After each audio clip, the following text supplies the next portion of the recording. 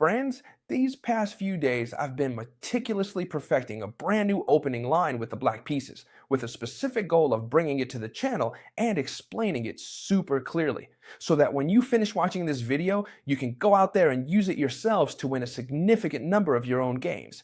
Yes, it's one of those lines you all love, because your opponent absolutely won't know what's going on, and you'll have completely everything under control.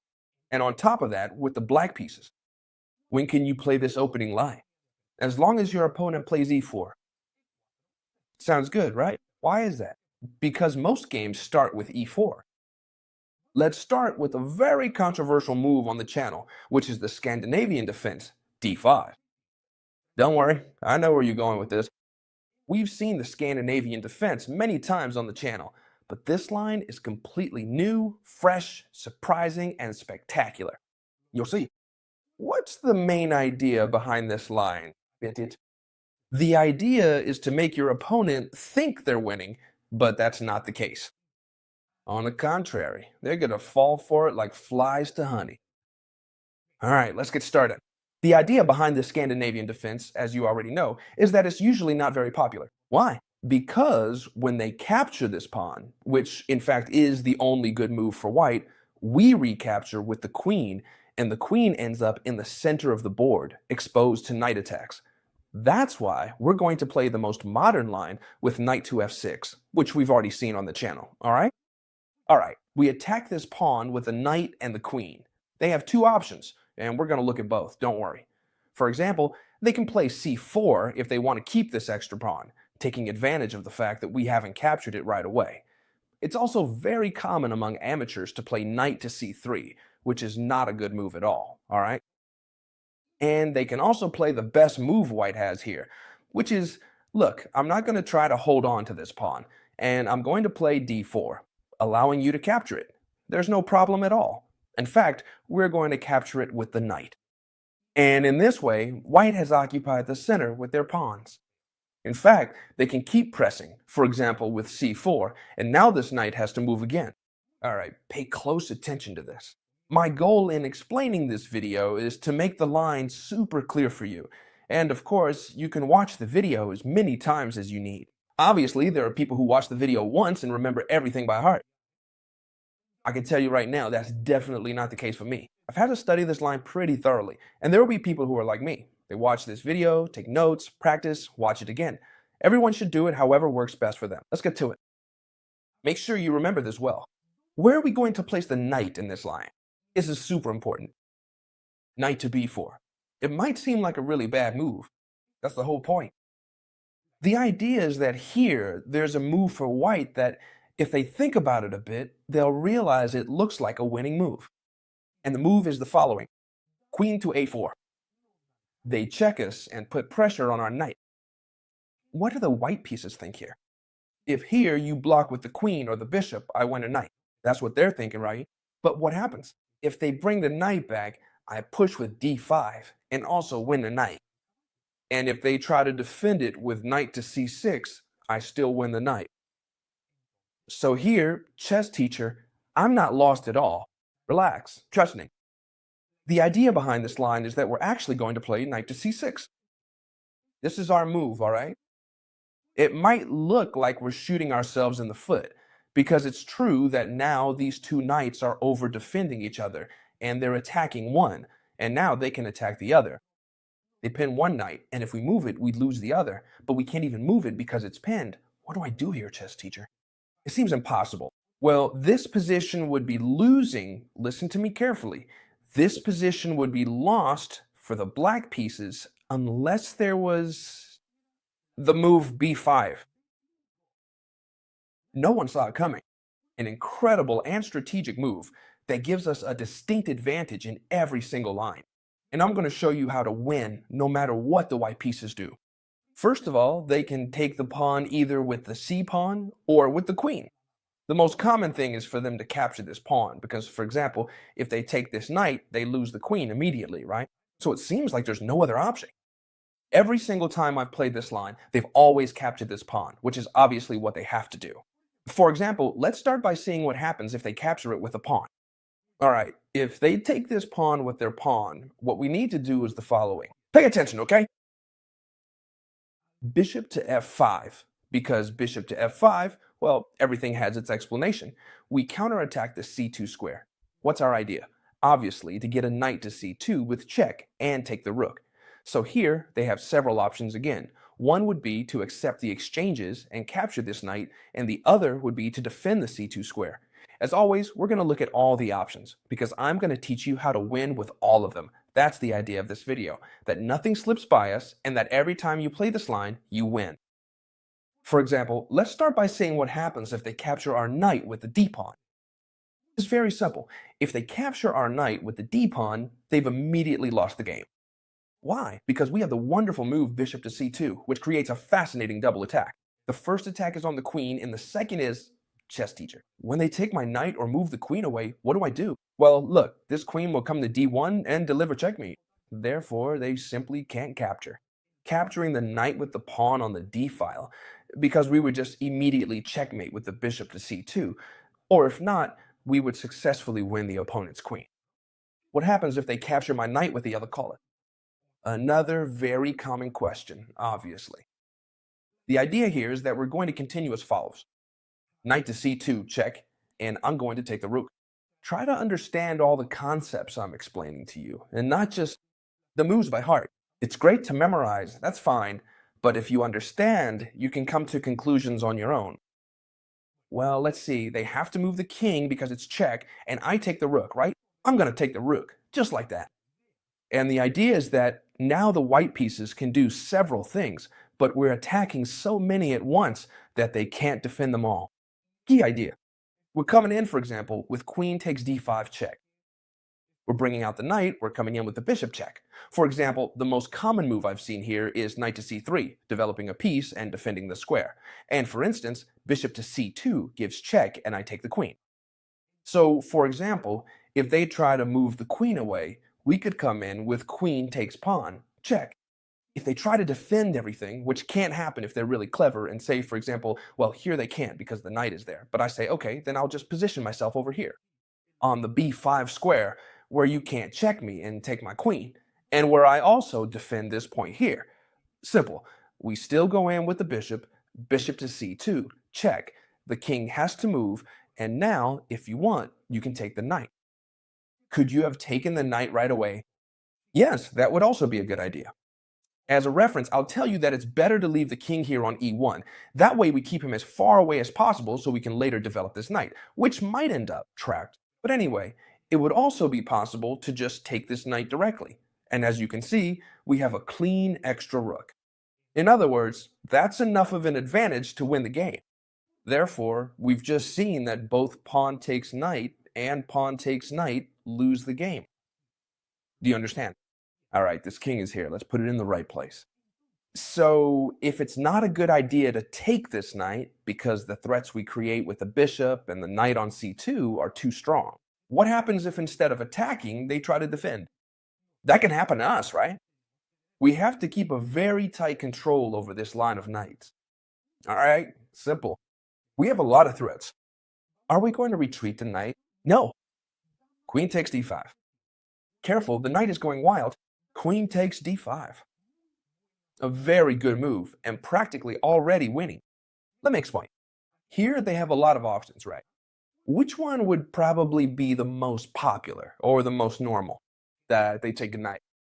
Why? Because now they have this well defended, and it seems like there's no other attack.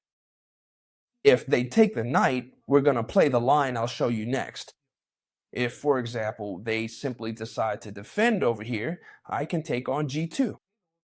If they decide, for example, to defend the king a bit with the knight, we could continue with knight to d3 check, and this would be practically unstoppable, because when the king moves away, we can take here with a discovered check. Literally, they have no more logical options than to take this knight, okay?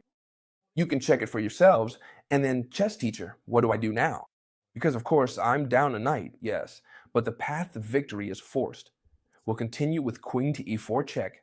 They have to block, and the idea is that no matter how they block, you'll see now that it doesn't matter at all, because our idea is that now this queen on a4 is left completely undefended.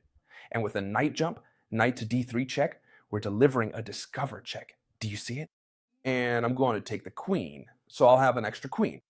Chess teacher, I'm losing a lot of material. It's true that I have a queen, but in exchange for 3 pieces, so it could be similar, right? In terms of material, well, no. Because honestly, I'm just making this up, but there are a lot of lines, you know? Queen to e5 check, and since there are pieces hanging, when the king moves or blocks, I take this bishop. And now the advantage is definitely enough to win the game without any problem. Key move, b5.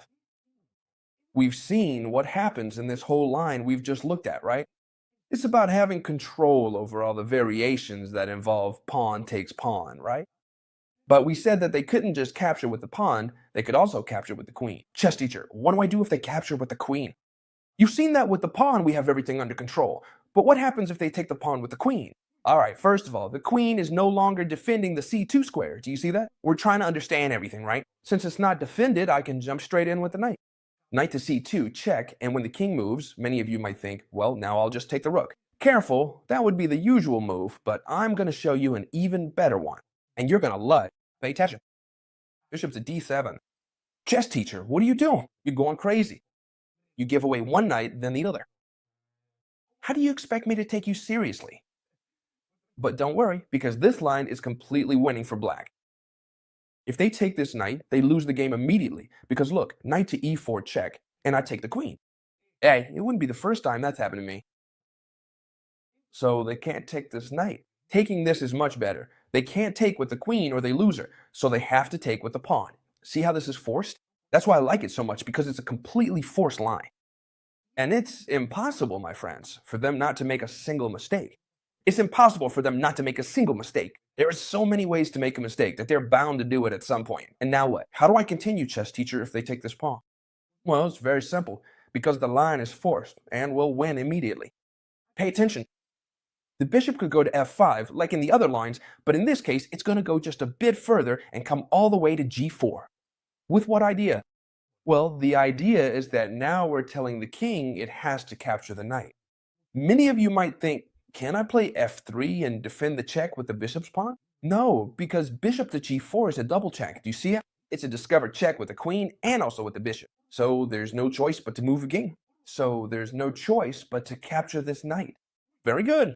And now, pay attention to the forced line. We come in with the queen, queen to d1, they're getting themselves into trouble. They have to bring the king up. I take the bishop. Now, I'm only down a bishop, but trust me, material isn't what matters here, because it's going to be a forced checkmate.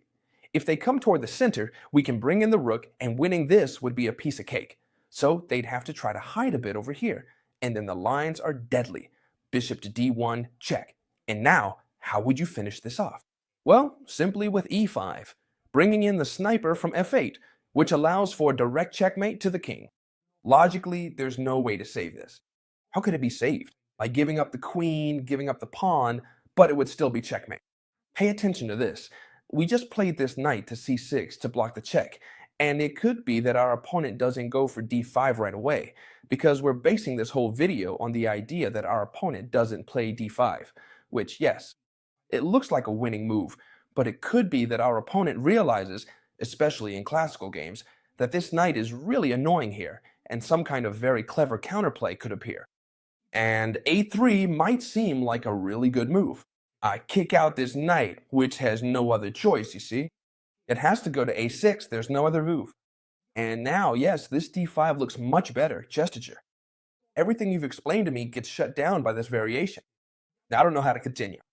Well, don't worry, because we're still winning. And this variation is going to surprise you. It's impressive. We'll start with knight to c5, threatening the queen.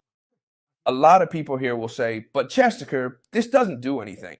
He simply plays queen to b5, keeps the pin on the knight. So he's threatening the knight on c5 and the knight on c6. If you threaten my queen, I'll take this one. If you try to do anything else, I'll take the other one. I really can't save myself. Well, here, there's a move that's almost impossible, I'd say, for anyone to find, because it's a pure engine move. But if we study it carefully, obviously, we'll manage to win the game. And the move is none other than b5. How can this be, chess teacher? I'm letting both knights get taken. Well, careful, not the one on c5 anymore, because it's defended by the knight. But logically, the other knight can still be captured. They simply play pawn takes knight, and I'm down a piece. And now I don't have any pieces left to counterattack. How should I continue? Well, it's very simple. Our idea is that here we've already won the game with the move b6. Why?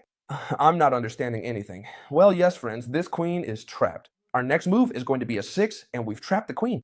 If they make any move, any at all, a 6, and we trap the queen. Do you see it? The only way they can try to escape is queen to b4 to go back. But that leads nowhere, because simply knight to d3 is going to win the queen. Check, and I take the queen. And if you take my knight with the bishop, watch out, because it was a discovered attack, and I still take your queen with the bishop. So be careful. So this line doesn't work for them either. This line is incredible. For all of you who are more advanced players, when we place the knight on b4, you must have already noticed, I suppose, that the tempting queen to a4 check, trying to win the knight, might seem like a fantastic line for white, but it completely falls apart with what we've discussed and this marvelous, truly impressive and powerful move, b5. But then, what is the right move here for white? A 3 right away. Very good, that makes perfect sense. You attack my knight, and I have to pull it back. I'm attacking the d4 square with 2 pieces. A lot of people don't realize this. And for example, they develop their bishop. A lot of people don't notice this. And I'm attacking the d4 square with both my knight and my queen. They have several options. The usual move, if they want to play correctly, is knight to f3, right? They develop a minor piece and defend the d4 square twice. Even though white has a very good position because they're playing correctly, be careful because we have a certain dangerous counterplay. Bishop to g4. Right now, we're pinning this knight, so this pawn is once again attacked twice. If, for example, they play bishop to e2, they lose the pawn because bishop takes and then we take here. So they have to be sharp, right? It's not that easy. The correct move is bishop to e3, defending this pawn here again. So how do we continue, chess teacher? With an extremely strong move, e5. What a counterblow, right? They have 2 options, either capture or advance, because if they don't, we're going to advance and win a piece. So if they capture, it's a mistake, because we trade queens, we trade the knight here, then we recover this pawn, and they're left with these 2 doubled pawns. Well, this position is just fantastic for us. So what's the correct option, chess teacher? d5. Careful, if they've made it this far and guessed all these moves, it's going to be a very competitive game. But of course, obviously, your opponent has to know this position for white very precisely. And watch out, because we have a line that's really strong. It's not that easy to win this with white, quite the opposite. We play this extremely dangerous e4. We're telling our opponent, come on, get into the fight if you want. Take my knight, I'll take yours. And even though it seems like they're always going first, well, let me explain this clearly because I want you to have everything under control. If they don't capture this pawn, we're going to win the game. If they capture here, what happens? Very important. What would happen if they capture this f pawn? What do you guys think? Then they would win the game. Why? Because they would attack our bishop, and when we move it away, they'd capture over here. So what should I do, Chessegu? Well, there's a detail we can't overlook because it's extremely important. Before capturing this knight, I'm going to explain it well so everyone understands, okay? Knight exchanges here, right? They capture. So before capturing this knight, we need to exchange queens. Please remember this well. Before capturing this knight, we must exchange queens. And now things really change, because when we capture this knight, now they have to capture the pawn on b7. Let me explain again. If they capture here, check, and I take the rook. And not only that, but I also capture here and defend here. So now they absolutely have to play pawn takes d7, and this might look like it's one for white because they're going to take my rook and promote to a queen. No, because we get there first. Pawn takes on g2, discover check, so they have to either move the king or block with the bishop. Maybe it's better to move the king because that way we don't capture with check. And when we capture here, we promote, a queen. And a queen that also defends this pawn. No matter if they promote over here, we capture, and if we count the position, we have a queen up. Therefore, it's not at all easy to play this position, no matter how well the white pieces defend themselves. It's a dense video because we explain a lot of lines, but if you really learn it well, save this video, because if you know it well, you can win a lot of games with the black pieces. Very good video. Pay close attention, please, everyone who really wants to improve, seriously, because what's about to come out is what I've been talking about for a while now, okay? What we've prepared with Grandmaster Mauricio Flores, who is, in my opinion, one of the best grandmasters in Spanish speaking chess, and of course, also in English speaking chess, since he lives in the United States. Make sure you really study it because he put a ton of work into it. Well, I don't want to talk anymore, but please pay close attention. If you haven't subscribed to the newsletter yet, make sure to do so. There's a link down below in the video description. That way, you'll be the first to find out about what we've prepared for you with Grandmaster Mauricio Flores. It's incredible. I can honestly say, hand on heart, that this is the best thing we've ever put together at Chess Teacher. I can promise you that, and you'll be able to see it for yourselves.